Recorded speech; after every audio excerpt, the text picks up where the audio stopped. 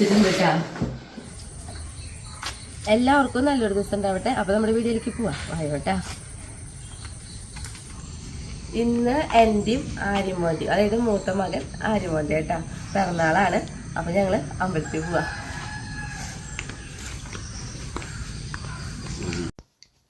തിരുവണിക്കാവ് ഭഗവതി ക്ഷേത്രം കേട്ടോ, അതായത് മണ്ണുത്തി ഒല്ലൂക്കര. അപ്പോൾ നമുക്കൊന്ന് പറഞ്ഞിട്ടുണ്ടെങ്കിൽ അധികം വഴിയൊന്നുമില്ല വരാനായിട്ട്. പിന്നെ എന്ന് പറഞ്ഞിട്ടുണ്ടെങ്കിൽ എൻ്റെയും ഷായേട്ടൻ്റെയും കല്യാണം നടന്നത് ഈ അമ്പലത്തിൽ വെച്ചിട്ടാട്ടോ. പിന്നെ മക്കൾക്ക് 2 പേർക്കും നമ്മൾ ഈ അമ്പലത്തിൽ വെച്ച് ചോറ് കൊടുത്തിട്ടുണ്ട്. ഇനിയിപ്പോൾ തൊഴുത് കഴിഞ്ഞ് നമ്മൾ നേരെ വീട്ടിലേക്കാണ് കേട്ടോ പോണത്. ഇന്നാണല്ലോ എൻ്റെ മോൻ്റെ പിറന്നാളെന്ന് ഞാൻ പറഞ്ഞല്ലോ. അപ്പോൾ അതായത് ആറ്റിങ്ങൽ പൊങ്കാലയുടെ അന്നാട്ട് ഞങ്ങളുടെ പിറന്നാള് പൂരനാളിന്. അപ്പോൾ എൻ്റെ ബർത്ത്ഡേ അന്ന് തന്നെയാണ് മകനും ജനിച്ചിട്ടുള്ളത്. പിന്നെ എന്ന് പറഞ്ഞാൽ മക്കളെ ക്യാമറയുടെ മുന്നിൽ വരാത്തതിൻ്റെ കാരണം എന്ന് പറയുന്നത് അവർക്ക് ക്യാമറയിൽ നിൽക്കാൻ ഇഷ്ടമില്ലാത്ത കാരണമാണ്. അപ്പം ഞാനല്ല ഞങ്ങൾ മകനൊരു ഗിഫ്റ്റ് മേടിച്ചിട്ടുണ്ട് കേട്ടോ. ഒരു വാച്ചാണ് മേടിച്ചിട്ടുള്ളത്. അപ്പം ഇനി നമ്മുടെ പാചകമാണ് അങ്ങോട്ട്. നമ്മളുണ്ടല്ലോ അടപ്രഥമനായിട്ട് ഉണ്ടാക്കുന്നത്. അപ്പോൾ നോക്കിയാൽ ഉണക്കല്ലരി ഞാനൊരു 300 ഗ്രാമാണ്. ഒരു 8 മണിക്കൂറെങ്കിലും കുതിരണം. അപ്പോൾ ഞാനിത് തലേദിവസം വെള്ളത്തിലിട്ട് വെച്ചിട്ടുള്ള കേട്ടോ. അപ്പോൾ എത്രയോ ടൈം നമ്മളൊരു 12 മണിക്കൂറൊക്കെ കുതിരാണെങ്കിൽ അത്രയും നല്ലത് തന്നെയാണ്. അപ്പോൾ ഞാനിത് ഉണ്ടല്ലോ നമുക്ക് വെള്ളമൊക്കെ ഊറ്റി കളഞ്ഞ് ഒന്നെങ്കിൽ എന്താ പറയുക തരിയില്ലാതെ നന്നായി പൊടിച്ചെടുക്കുക. അതല്ലെങ്കിൽ അധികം വെള്ളം അഴവാവാത്ത രീതിയിൽ നന്നായിട്ടിത് അരച്ചെടുക്കാം കേട്ടോ. അങ്ങനെ ഏതെങ്കിലും ഒരു രീതിയിൽ ചെയ്തെടുക്കണം കേട്ടോ. അപ്പം ഞാനിത് വെള്ളമൊക്കെ ഊറ്റി കളഞ്ഞ് നന്നായി അരച്ചെടുക്കാം. അപ്പോൾ നോക്കി ഞാൻ ഇതേപോലെ അരച്ചെടുത്ത് കൊണ്ടുപോകാൻ നോക്കണേ. കണ്ട ഇതിന് നമുക്കൊരു തുള്ളിയും കൂടി വെള്ളം ഒഴിക്കാട്ടോ. കൂടുതൽ അഴവാവാതെ നോക്കണം. ഇപ്പം ഞാനിതിലേക്ക് ആദ്യം ഞാൻ ചെയ്യുന്നത് 2 ടീസ്പൂൺ വെളിച്ചെണ്ണ ഒഴിച്ച് കൊടുക്കുന്നുണ്ട്. നമുക്ക് നന്നായിട്ടൊന്ന് ഇളക്കി യോജിപ്പിക്കാം. എന്നിട്ടിതാ ഒരു ഇത്തിരി കൂടി വെള്ളം ഒഴിച്ച് ഒന്ന് അരക്കുന്നുണ്ട് കേട്ടോ. കാരണം നമ്മൾ മാവ് കൈകൊണ്ട് വേണം നമുക്ക് ഇലയിലേക്ക് കോരി ഒഴിക്കാൻ. ആ ഒരു അഴവാണ് നമ്മുടെ ഈ മാവിന് വേണ്ടത്. നന്നായിട്ട് ഇളക്കി വെളിച്ചെണ്ണയും ഇതൊക്കെ നന്നായിട്ട് സെറ്റാവേണ്ട രീതിയിൽ നമുക്ക് നന്നായിട്ട് ഇത് ഇളക്കി കൊടുക്കാം കേട്ടോ. ഇപ്പം ഈ ഒരു അഴവ് കണ്ട ഇങ്ങനെ ആയിരിക്കണം. ഇനി ഞാനുണ്ടല്ലോ ഡേബറയിൽ നോക്കിയാൽ കുറച്ച് വെള്ളം ഒഴിച്ചിട്ട് അടുപ്പത്ത് വെച്ചിട്ടുണ്ട്. ഈ വെള്ളം നന്നായിട്ട് തിളച്ച് കിട്ടണം കേട്ടോ നമുക്ക്. പിന്നെ നമുക്കിതിലേക്ക് വേണ്ടത് കുറച്ച് വാഴല നോക്കിയാൽ വാട്ടിയെടുത്തിട്ടുണ്ട്. ഇനി നമുക്കുണ്ടല്ലോ ഇത് അലിയാട്ടോ. അപ്പോൾ ഇതാ ഒരു വള്ളി എടുത്തിട്ടുണ്ട്. എന്നിട്ട് നമ്മളിത് ഒരു ഇല വെച്ചിട്ട് നമ്മുടെ കൈ കൊണ്ട് അലിയണതാണ് എപ്പോഴും നല്ലത് കേട്ടോ. അപ്പോൾ ഇതാ ഇങ്ങനെ എടുത്ത് ഇതേപോലെ ഇലയിൽ ഇങ്ങനെ ആക്കാം. കുറച്ചും കൂടി എടുക്കാം. ഇങ്ങനെ അണിഞ്ഞിട്ട് ഒരാളും കൂടി ഉണ്ടെങ്കിൽ നല്ലതത്. കാരണം നമ്മൾ എന്താ പറയുക, ഞാൻ ആദ്യം ഒരു കൈ കഴുകിയിട്ട് കാട്ടിത്തരാം. എന്നിട്ട് നമ്മളിങ്ങനെ ചുരുട്ടാം.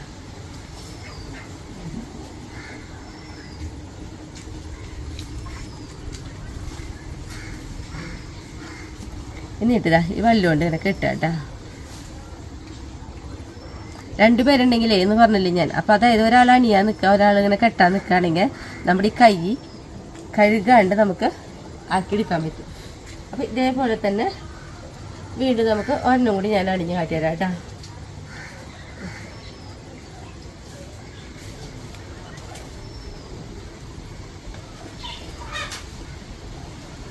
കൂടുതൽ അഴവായിട്ടുണ്ടെങ്കിൽ എന്നിട്ട് കുഴപ്പമെന്ന് അറിയോ, ഈ നമ്മുടെ മാവ് ഇലയിൽ നിന്ന് പുറത്തേക്ക് പോവും. അത് പോവാതിരിക്കാൻ വേണ്ടിയിട്ടാണ് ഈ ഒരു കട്ടി തന്നെ വേണമെന്ന് പറയുന്നത് കേട്ടോ.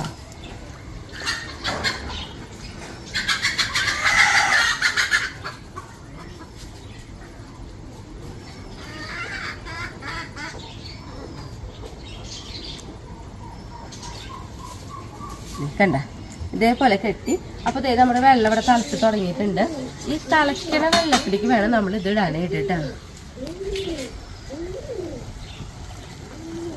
ഞാൻ ഇതേപോലെ തന്നെ ബാക്കി എല്ലാതും കെട്ടിയിട്ട് ഇതേപോലെ ഇട്ടിട്ട് ഒരു 10 മിനിറ്റ് നേരമാണ് നമുക്ക് വേവിച്ചെടുക്കണ്ട.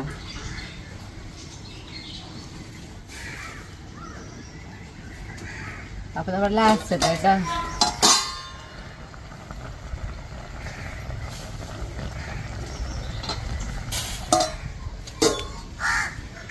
നമ്മുടെ ഇവിടെ മാവൊക്കെ വെന്ത് കിട്ടുമ്പോഴേക്കും നമുക്ക് ഇതിലേക്ക് വേറെ കുറച്ച് സാധനങ്ങളൊക്കെ ആവശ്യമുണ്ട്. അപ്പം ഞാനിതാ വെല്ലം നമുക്ക് ഉരുക്കാൻ വെക്കാം കേട്ടോ. വെല്ലം ഞാനിപ്പോൾ എടുത്തിട്ടുള്ള വെല്ലം ഒരു 300 ഗ്രാമാണ് വെല്ലം എടുത്തിട്ടുള്ളത്. മധുരയ്ക്ക് നമുക്ക് ഇഷ്ടമാണെങ്കിൽ അതനുസരിച്ച് കൂടുതലൊക്കെ എടുക്കാം കേട്ടോ. ഈ ഒരു അളവ് കൃത്യമായിരിക്കും. അപ്പോൾ കുറച്ച് വെള്ളം ഒഴിച്ചിട്ട് നമുക്ക് ഉരുക്കിയെടുക്കാം. പിന്നെ നമുക്ക് അണ്ടിപ്പരിപ്പും മുന്തിരിയൊക്കെ വറുത്തെടുക്കാം. അപ്പോൾ ഇതായത് പാൻ വെച്ച് കുറച്ച് നെയ്യ് നമുക്കിതിൽ ഒഴിക്കാം കേട്ടോ. നെയ്യൊന്ന് ഉരുകി വരട്ടെ. പിന്നെ നമുക്കിതിലേക്ക് ആവശ്യമുള്ളത് ചുക്ക്, അതേപോലെ 4 ഏലക്കായ എടുത്തിട്ടുണ്ട്, 1 ടീസ്പൂൺ ജീരകം എടുത്തിട്ടുണ്ട്. ഇതെല്ലാം നന്നായിട്ടൊന്ന് പൊടിച്ചെടുക്കണം. പിന്നെ നമ്മൾ ഈ പായസത്തിലേക്ക് എടുത്തിട്ടുള്ളത് 3 നാളികേരത്തിൻ്റെ നമ്മുടെ കണക്കുകൾ ഓളിയിരുന്നായിരുന്നേ 3 നാളികേരം ചെരുക്കി 1-ാം പാല് ഒരു 1.5 കപ്പായിട്ട് നീക്കി വെച്ചിട്ടുണ്ട്. പിന്നെ 2-ാം പാലും 3-ാം പാലും കൂടിയിട്ട് ഒരു 3 കപ്പിൻ്റെ അവിടേക്ക് ഇട്ടാ. അത്രയാണ് നമ്മൾ പായസത്തിലേക്ക് ആക്കിയിട്ടുള്ളത്. നെയ്യൊക്കെ ചൂടായി വന്നപ്പോൾ നോക്കിയാൽ അണ്ടിപ്പരിപ്പ് ഇട്ട് കൊടുക്കുന്നുണ്ട്. അണ്ടിപ്പരിപ്പ് ഒരു ചെറുതായിട്ടൊരു ഗോൾഡൻ കളറാവട്ടെ കേട്ടോ. ഇതേപോലെ ഒരു കളറായി വരുമ്പോൾ നമ്മൾ അതിലേക്ക് ഉണക്കമുന്തിരി ഇട്ട് കൊടുക്കണം കേട്ടോ. ഉണക്കമുന്തിരി ഇങ്ങനെ വീർത്ത് വരും. അപ്പോൾ നമുക്ക് ഓഫ് ചെയ്യാം.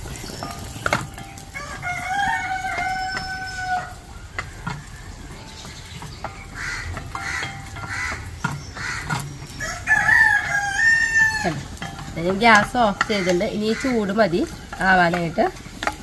നമുക്കൊരു പ്ലേറ്റിലേക്ക് മാറ്റി കൊടുക്കാം.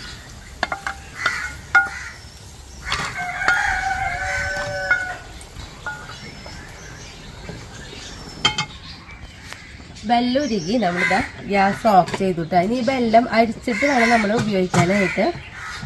പിന്നെ നമ്മുടെ ഇതാ ആദ്യം വെന്തിട്ടുണ്ട്. ഞാനിത് ഗ്യാസ് ഓഫ് ചെയ്തു. ഇനി ഇതെന്താണെന്ന് പറയുക, ഇതിലത്തെ വെള്ളം നമ്മൾ ഊറ്റിക്കളഞ്ഞിട്ട് നല്ല തണുത്ത വെള്ളത്തിൽ ഒഴിക്കുക.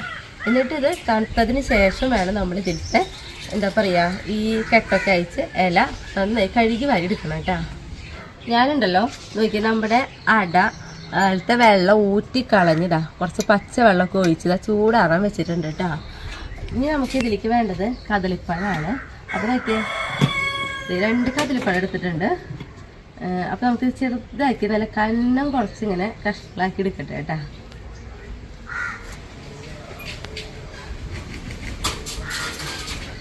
ഇങ്ങനെ കുഞ്ഞിതാക്കിയിട്ട് ഇങ്ങനെ നുറുക്കിട്ടാൽ മതി.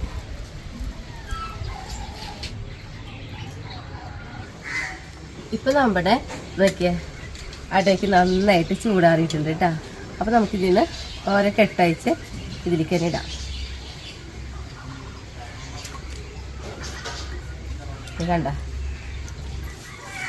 നമുക്ക് ഇലയെന്ന് ഇങ്ങനെ വിട്ട് പോരും കേട്ടോ. എല്ലാം കൂടെ നമുക്കിങ്ങനെ മാറ്റിയെടുക്കാം.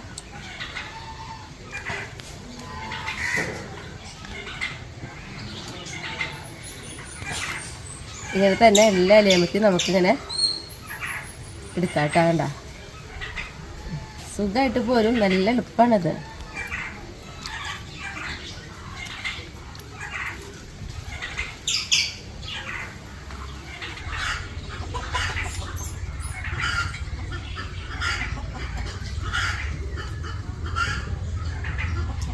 ഞാനേ ഈ അട പ്രഥമൻ ഉണ്ടാക്കാൻ പഠിച്ചത് അച്ഛൻ്റെ കയ്യിൽ നിന്ന് കേട്ടോ.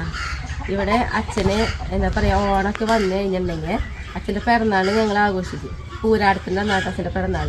അപ്പോൾ ആ ദിവസം അടപ്രഥമൻ നിർബന്ധമാണ്. വേറൊരു പായസം ഉണ്ടാക്കിയില്ല. അങ്ങനെയാണ് ഞാൻ ഈ അട ഇങ്ങനെ അണിയാനും ഇങ്ങനെയുള്ള കാര്യങ്ങളൊക്കെ പഠിച്ചത്.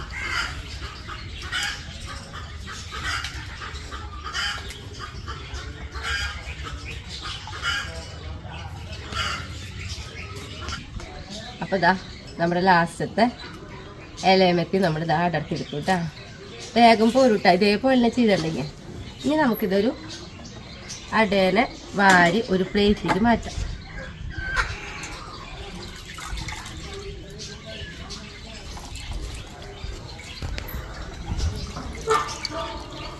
എന്നിട്ട് ഇത് നമ്മൾ എന്താ പറയുക ചെറിയ ചെറിയ കഷ്ണങ്ങളാക്കി ഇങ്ങനെ എടുക്കണം കേട്ടോ. ഇതേപോലെ നമ്മൾ അട പ്രഥമൻ കഴിക്കുമ്പോൾ കണ്ടിട്ടില്ലേ ഏതാണ്ട് ഇത്ര പോകുന്ന കഷ്ണങ്ങളൊക്കെ എടുക്കണ്ടോ അതിൽ. അതേപോലെ നമ്മൾ കഷ്ണങ്ങളാക്കി എടുത്തോളോ. ഇതൊക്കെ പൊട്ടിച്ചെടുക്കണം. എന്നിട്ട് നമുക്ക് ഒന്നും കൂടി വെള്ളത്തിലിട്ട് നന്നായി കഴുകി വാരിയെടുക്കാം കേട്ടോ.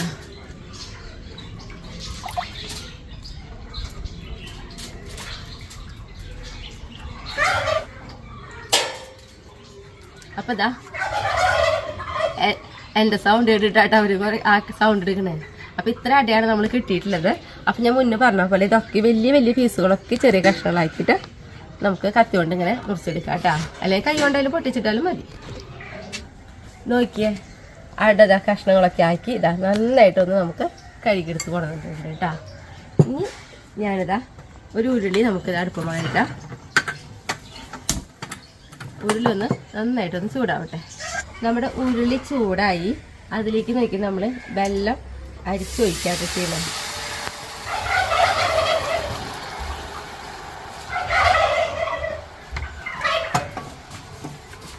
ഈ വെള്ളത്തിലേക്ക് ഉണ്ടല്ലോ നമ്മുടെ ഈ അടയുണ്ടല്ലോ അതിട്ട് കൊടുക്കാം. ഞാൻ ഈ ഉരുളിയിലേക്ക് വെള്ളം ഒഴിക്കുമ്പോഴേ നമ്മുടെ വെള്ളം ചൂടുണ്ടായിരുന്നു കേട്ടോ. അതുകൊണ്ടാണ് ഞാൻ ഒപ്പം നമ്മുടെ ഈ അടയും കൂടി ഇതിലിട്ടത്. അതല്ല തണുത്ത അതിന് മുന്നേ നമ്മൾ എന്താ പറയുക വെള്ളമൊക്കെ ഉരുക്കി വെച്ചിട്ട് തണുത്തിട്ടുണ്ടെങ്കിൽ ഉരുളിയിലേക്ക് വെള്ളം അരിച്ചൊഴിക്കുമ്പോൾ അത് എന്താ പറയുക ചൂടായതിന് ശേഷമാണ് നമ്മൾ ഈ അട ഇടാൻ പാടുള്ളൂ കേട്ടോ. നമ്മുടെ ഈ വെള്ളത്തിൽ കിടന്ന് നമ്മുടെ ഈ അട ഒന്ന് നന്നായിട്ടൊന്ന് തിളച്ച് എന്താ പറയുക ശർക്കര നീരൊക്കെ നമ്മുടെ ഈ അടയമ പിടിക്കുന്ന രീതിയിലൊന്നും ആക്കിയെടുക്കാട്ടോ ചെയ്യണേ. വിളയിച്ചെടുക്കാട്ടോ ചെയ്യണത്. നോക്കിയേ നമ്മുടെ അട ശർക്കര നീരായിട്ട് നോക്കി നന്നായിട്ട് ഇങ്ങനെ വിളയിഞ്ഞ് വന്നിട്ടുണ്ട്. ഇനി അതിലേക്ക് നമ്മൾ നോക്കിയാൽ കദളിപ്പഴം അരിഞ്ഞ് വെച്ചിട്ടുണ്ടല്ലോ അതിട്ട് കൊടുക്കുക. ഇനിയുണ്ടല്ലോ നമ്മൾ നോക്കിയാൽ ഇതിലേക്ക് 3 ടീസ്പൂൺ നെയ്യാട്ടോ ഒഴിച്ചു കൊടുക്കുന്നത്. എന്നിട്ട് നന്നായിട്ടൊന്ന് നെയ്യും പഴവും അടയൊക്കെ ഒന്ന് നന്നായിട്ടൊന്ന് എന്താ പറയുക ഇളക്കി കൊടുക്കുക കേട്ടോ. ഈ ഇളക്കി കൊടുത്തതിന് ശേഷം നമുക്ക് പാല് കുറേശ്ശെയായിട്ട് ഒഴിച്ച് കൊടുക്കാം. അപ്പം ഞാനിതാ ഒരു 2 കപ്പിൻ്റെ അവിടേക്ക് ഇപ്പോൾ ഒഴിച്ച് കൊടുക്കുന്നുണ്ട് കേട്ടോ.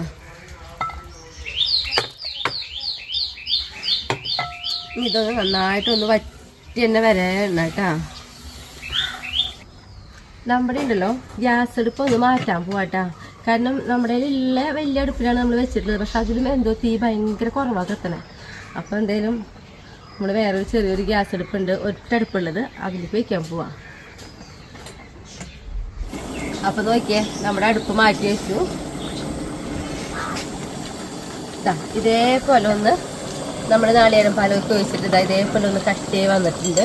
ആ സമയത്ത് നമുക്കിതാ കുറച്ചും കൂടി പാലൊഴിക്കണം.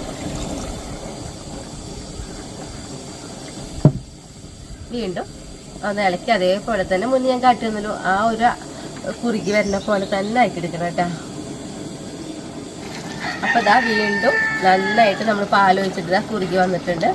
അപ്പം ഇനി ഞാനിതാ ബാക്കിയുള്ള എല്ലാ പാലും കൂടി ഒരുമിച്ച് തന്നെ ഒഴിക്കാം കേട്ടോ.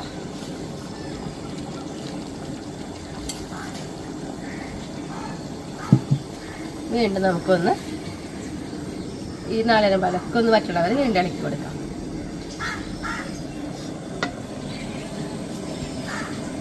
അപ്പം നമ്മളുണ്ടല്ലോ നോക്കിയേ 3-ാം പാലും അതേപോലെ 2-ാം പാലും ഒഴിച്ചിടാം. ഇതേപോലെ നല്ല കട്ടിയായിട്ട് ഇങ്ങനെ വന്നിട്ടുണ്ട്. ഈ സമയത്ത് നമുക്ക് ഇതിലേക്ക് നമ്മുടെ പൊടി ഉണ്ടല്ലോ പൊടിച്ച് വെച്ചത് അതിട്ട് കൊടുക്കാം. എന്നിട്ട് ഒന്ന് ഇളക്കി കൊടുക്കാം. നന്നായിട്ടൊന്ന് ഇളക്കി കൊടുത്തതിന് ശേഷം നമുക്ക് 1-ാം പാൽ ഒഴിച്ച് കൊടുക്കാം കേട്ടോ.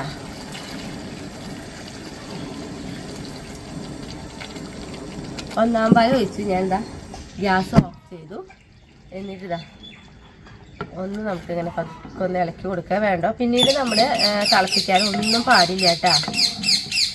ഇനി ഇതിലേക്ക് നമ്മളുണ്ടല്ലോ നമ്മുടെ അണ്ടിപ്പരിപ്പും അതേപോലെ ഉണക്കമുന്തിരി നമ്മൾ എന്താ പറയുക നെയ്യിൽ വറുത്ത് വെച്ചതുണ്ടായിരുന്നല്ലോ അതിട്ട് കൊടുക്കുക.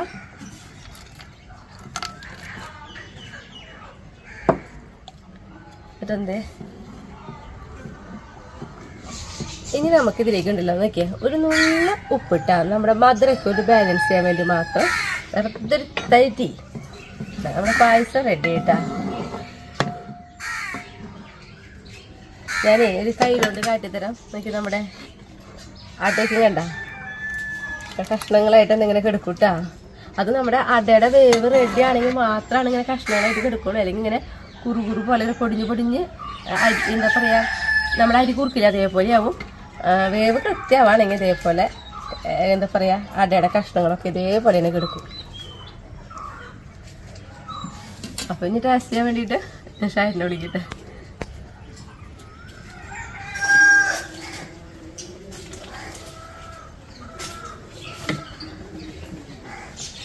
കാണുമ്പോഴേ വെള്ളം തുടങ്ങി.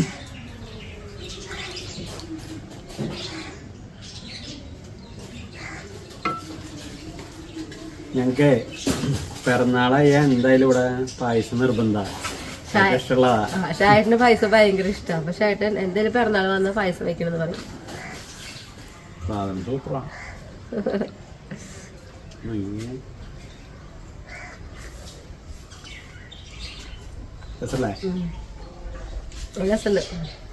അടിപൊളി പായസാട്ടാ.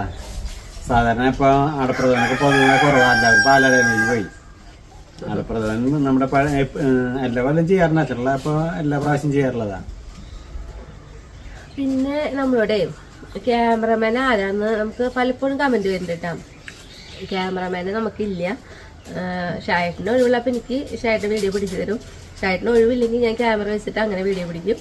ഞങ്ങൾ രണ്ടുപേരും കൂടി ക്യാമറയുടെ മുന്നിൽ വരുമ്പോൾ ഒന്നെങ്കിൽ സ്റ്റാൻഡ് വെച്ചിട്ട് അങ്ങനെ, അതല്ലെങ്കിൽ മക്കളാരെങ്കിലും ഉണ്ടെങ്കിൽ അവർ പിടിച്ചു തരും. അങ്ങനെ കേട്ടാ.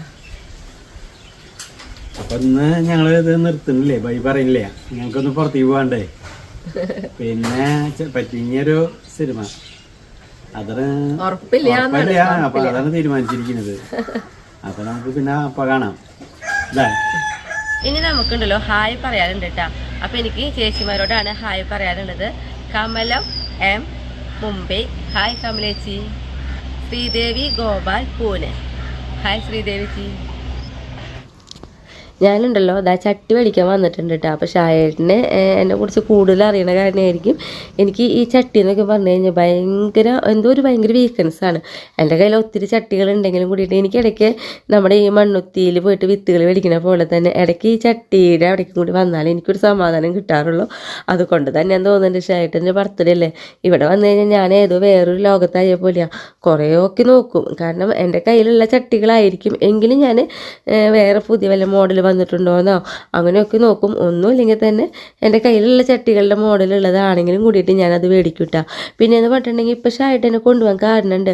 കാരണം എന്താണെന്നറിയോ, എൻ്റെ കയ്യിൽ നിന്നിട്ടൊരു ചട്ടിയുടെ മൂടി പൊട്ടിയിട്ടുണ്ട്.